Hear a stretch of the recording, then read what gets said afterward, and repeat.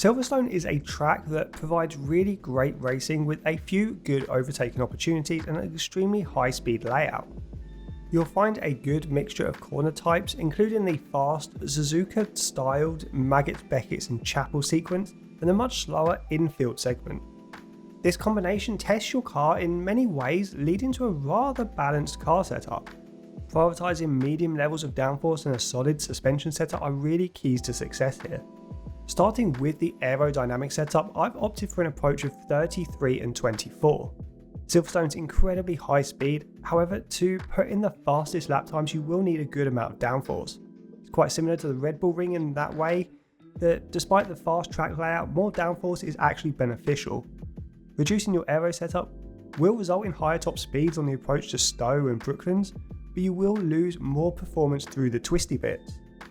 Following our Austrian car setup, the transmission also looks very similar. An on-throttle diff setup of 60% provides good traction without resulting in a car that's too prone to snapping under acceleration. The off-throttle differential is set to 40% for good slow speed rotation, and the engine braking of 70% is really quickly becoming my favourite setup approach.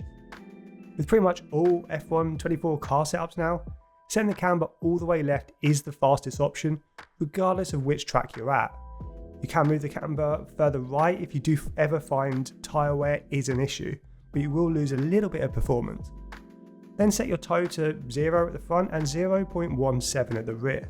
This is designed to keep the rear of the car a little bit more stable through the slower corners such as Luffield. And I look at this as almost a little bit of a safety net that prevents the rear of the car from over-rotating or losing traction quite as often.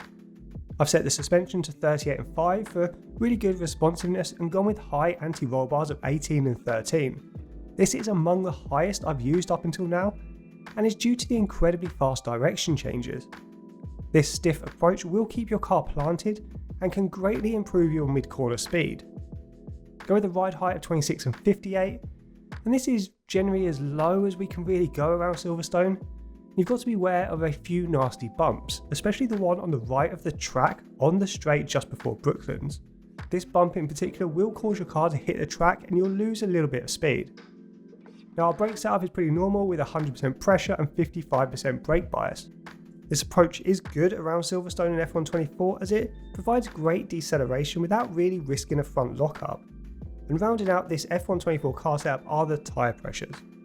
I've set all pressures to maximum other than the front right, which I've lowered to 28.5 psi, just to help it get a bit of temperature during the race.